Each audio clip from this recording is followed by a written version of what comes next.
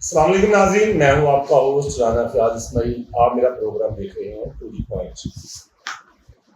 آج کا پروگرام پردیسی بھائیوں کے نام۔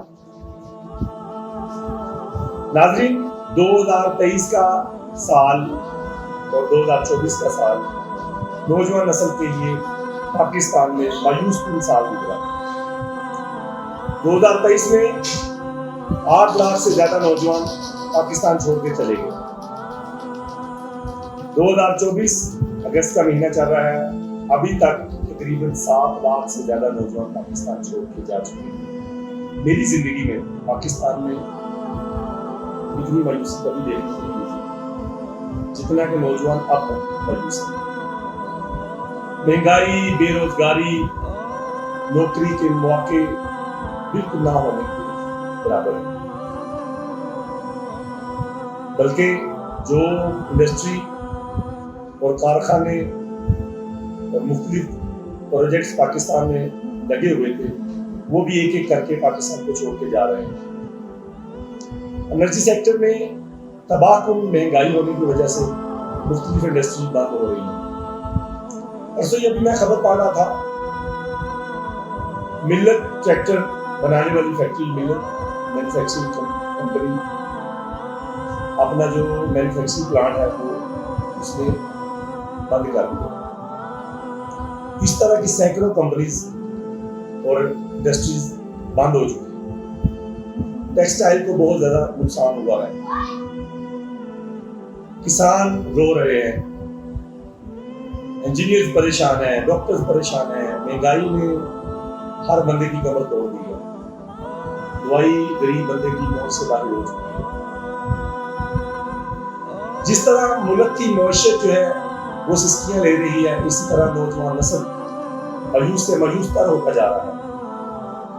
مایوسی کا یہ عالم ہے کہ میں کہتا ہوں کہ اگر عام ویزے کی اجازت مل جائے، کوئی بھی ملک روزگار کا اعلان کر دے، تو سب سے زیادہ ہجرت پاکستان سے ہوگی، سب سے زیادہ افرادی قوت پاکستان سے ہوگی جو دوسرے ممالک میں ہجرت کر جائے گی۔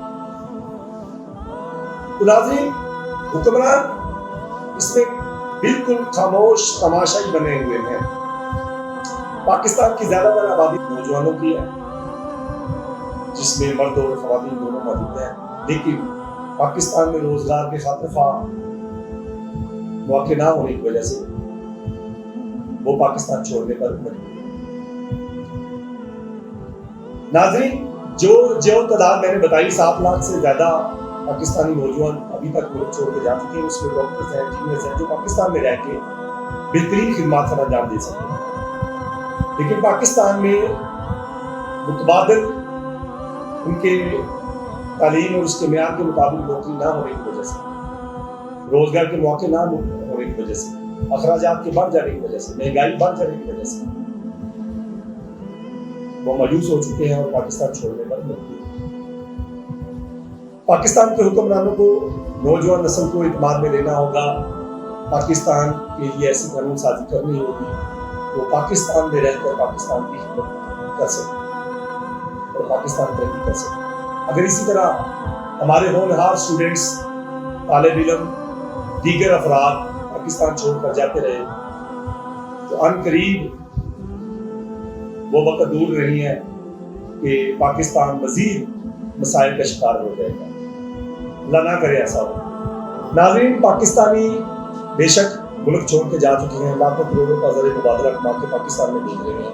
اصل مایوسی ان کو اس وقت ہوتی ہے جب پاکستان کے حکمران یہاں پر کرپشن کرتے ہیں، پاکستان کو نوچتے ہیں اور یہاں سے وہی زر مبادلہ چوری کر کے، منی لانڈرنگ کر کے پاکستان سے باہر بھیج دیتے ہیں۔ سخت محنت کرتے ہوئے جو ہمارے پردیسی بھائی ہیں، آپ ان کو دیکھ سکتے ہیں۔ سب سے پہلے یہ ویڈیو دیکھیں، پھر میں آگے چلتا ہوں، آپ بات کرتا ہوں۔ ہاں جی بھائی، کدھر سے آئے؟ پاکستان سے۔ فیوریٹ شہر؟ کلر والی مشکل تو نہیں ہے؟ نہیں، مشکل نہیں ہے، ڈر تو نہیں لگتا؟ ڈر نہیں لگتا۔ ایوہ، یہ دوسرا سپائڈر مین ہمارا دیکھو۔ تم بھائی کدھر سے آئے؟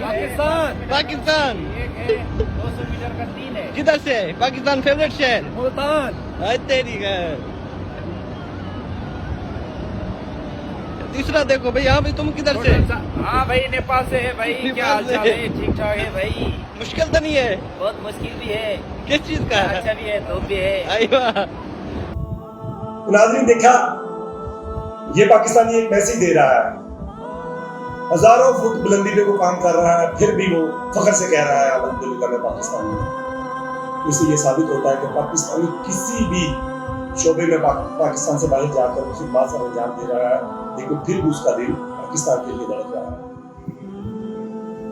नाज़रीन, अपने परदेसी भाई अपनी माँ से दूर, अपने बहन भाइयों से दूर साला साल की जुदाई सहते हैं, गुर्बत से गुजरते हैं, मेहनत करते हैं, मशक्कत करते हैं, एक एक रुपया जमा करते हैं और पाकिस्तान में भेजते हैं, और यहाँ के हुक्मरान बड़ी बेदर्दी से करप्शन करते हैं, पाकिस्तान को लूटते हैं और वो पैसा बाहर भेज कर मनी लॉन्ड्रिंग कर अपनी जायदादें बनाते हैं। तो सोचे जरा उनके दिल पे क्या बीतती होगी जो रात दिन मेहनत करके एक एक पैसा जमा करके पाकिस्तान में भेजते हैं।